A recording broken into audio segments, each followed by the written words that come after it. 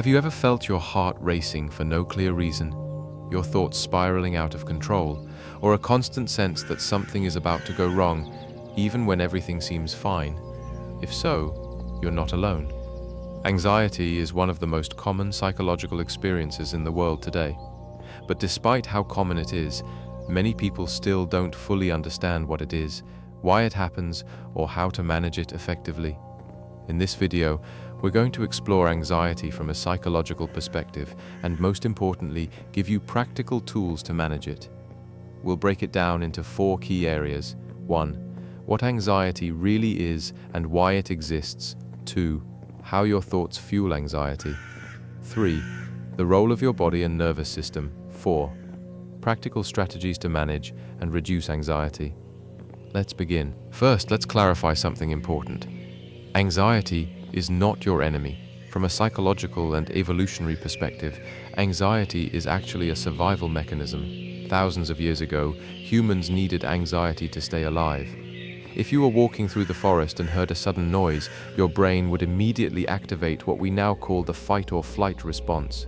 Your heart rate would increase, your muscles would tense, and your attention would sharpen. Why?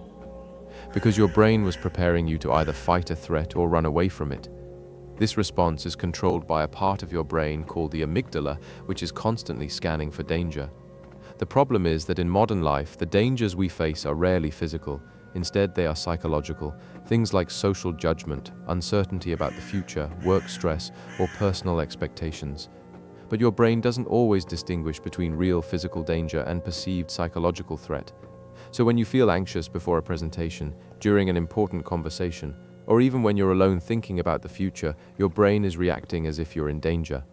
This creates a mismatch. Your body is preparing for survival, but there's nothing to fight or run from, and that's where anxiety becomes uncomfortable. Another key concept in psychology is that anxiety is often future-oriented. It's not about what's happening right now, it's about what might happen. Your brain is essentially trying to predict and control the future to keep you safe, but since the future is uncertain, this creates a loop of worry. So instead of seeing anxiety as something wrong with you, it's more accurate to see it as a system that's working overtime. Understanding this changes everything, because once you stop fighting anxiety as an enemy, you can start learning how to regulate it. Now, let's talk about one of the most important psychological aspects of anxiety: your thoughts. In cognitive psychology, anxiety is closely linked to something called cognitive distortions. These are patterns of thinking that exaggerate threats and underestimate your ability to cope. Some common examples include catastrophizing, imagining the worst possible outcome. Something bad is going to happen, and I won't be able to handle it. Mind reading, assuming others are judging you negatively. They think I'm awkward or incompetent. Overgeneralization, turning one negative experience into a rule. I failed once, so I'll always fail. All or nothing thinking, seeing things in extremes. If it's not perfect, it's a disaster. These thought patterns happen automatically. You don't choose them consciously, they're habits your brain has learned over time. And here's the key idea. Your thoughts are not facts, but when you're anxious, they feel like facts. This is because anxiety increases your brain's sensitivity to threat, making negative thoughts more believable. Psychologically, this creates a feedback loop. You have a negative thought, your body reacts with anxiety. The anxiety makes the thought feel more real, which increases anxiety even more. So how do you break this cycle? The first step is awareness. Start noticing your thoughts without immediately believing them. Instead of thinking, I'm going to fail, try reframing it as, I'm having the thought that I might fail. This small shift creates psychological distance. Another powerful technique is cognitive restructuring. Ask yourself, what evidence do I have that this thought is true? What evidence do I have that it's not true? What would I say to a friend in this situation? By questioning your thoughts, you weaken their power. Over time, this helps retrain your brain to respond more realistically, rather than reactively. Anxiety is not just in your mind, it's in your body. When anxiety is triggered, your autonomic nervous system activates, particularly the sympathetic nervous system. This is what causes physical symptoms like a racing heart, shortness of breath, muscle tension, sweating, restlessness. These sensations can feel overwhelming, and sometimes they become the main source of fear. In fact, many people develop what's called fear of the symptoms themselves. For example, your heart starts racing, you notice it, you think something is wrong, anxiety increases, your heart races even more. This creates a cycle known as the anxiety feedback loop. But here's something important: these sensations are not dangerous. They are your body's natural response to perceived threat. One of the most effective ways to manage this is through regulating your nervous system. Breathing is a powerful tool here. When you slow down your breathing, especially by extending your exhale, you activate the parasympathetic nervous system, the part responsible for calming your body. For example, inhale slowly for 4 seconds, exhale slowly for 6 seconds. This signals to your brain that you are safe. Another technique is grounding. Grounding brings your attention back to the present moment instead of being lost in anxious thoughts. A simple exercise is the 5-4-3-2-1 method. 5 things you can see, 4 things you can touch, 3 things you can hear, 2 things you can hear, 2 things you can smell, 1 thing you can taste. This helps interrupt the anxiety loop by reconnecting you with your environment. Physical movement also plays a role. Walking, stretching, or even shaking your arms can help release built-up tension and reset your nervous system.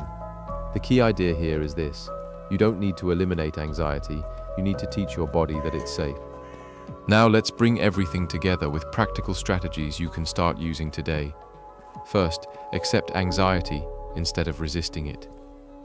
This might sound counterintuitive, but fighting anxiety often makes it stronger. Instead of saying, "I need this to stop," try, "I don't like this feeling, but I can handle it."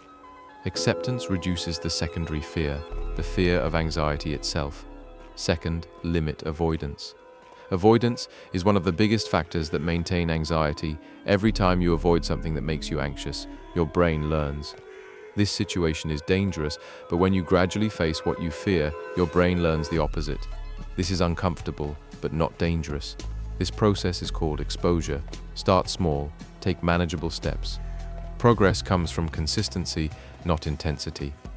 Third, build a routine that supports your mental health. Sleep, nutrition, and physical activity all affect your anxiety levels. Lack of sleep, for example, increases emotional reactivity and reduces your ability to cope with stress. Even simple habits like going to bed at the same time or taking a short daily walk can make a significant difference. Fourth, practice self-compassion. Many people with anxiety are very hard on themselves. They think, "I shouldn't feel this way. What's wrong with me?" But this only adds more pressure. Instead, treat yourself the way you would treat someone you care about, with patience, with understanding, with kindness. Finally, consider professional support if needed. Therapies like cognitive behavioral therapy, CBT, have strong scientific evidence for treating anxiety. You don't have to handle everything alone. Anxiety is a natural part of being human. It's not a sign of weakness. It's not something that defines you. It's a system designed to protect you, but sometimes it just needs guidance. By understanding how anxiety works, your thoughts, your body, and your behaviors, you gain the power to manage it more effectively. You may not be able to eliminate anxiety completely, but you can change your relationship with it, and that changes everything. If you found this video helpful, consider subscribing for more content on psychology, mental health, and personal growth. And remember, you are not your anxiety, you are the one observing it.